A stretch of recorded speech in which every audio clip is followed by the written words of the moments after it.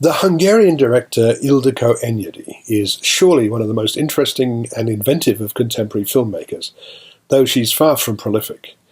I've never forgotten seeing her first feature, My 20th Century, in 1989 at a screening in Budapest.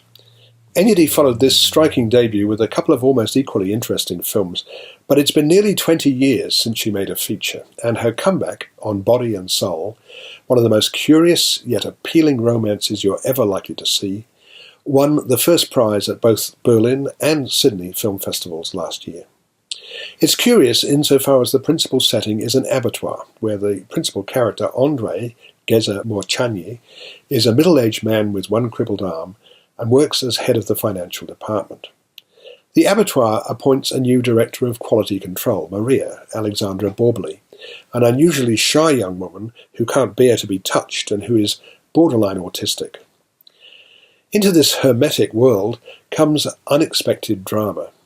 Some bovine aphrodisiac used in the mating of cattle is found to have been stolen from the laboratory, triggering a police investigation. A psychiatrist is brought in to test the mental status of each employee, and one of the questions asked of each staff member concerns their dreams. And that's when Andrei discovers that he and Maria regularly experience almost precisely the same dream. Now, we've already seen this dream. It takes place in a snow-covered forest where two deer, a hart and a doe, meet. As they search for food, they make gentle contact with one another. At first, the psychiatrist, quite understandably, believes she's being made a fool of. How is it possible for two relative strangers to experience exactly the same dream? How indeed? That's the conundrum set by Enyedi, and it's the starting point for the appealing romance that I mentioned earlier.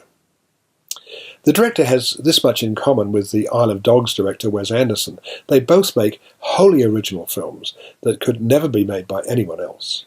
The very idea of a romance set in a slaughterhouse is truly weird. And yes, it is confronting at times, but it's strangely beautiful, touching, satisfying.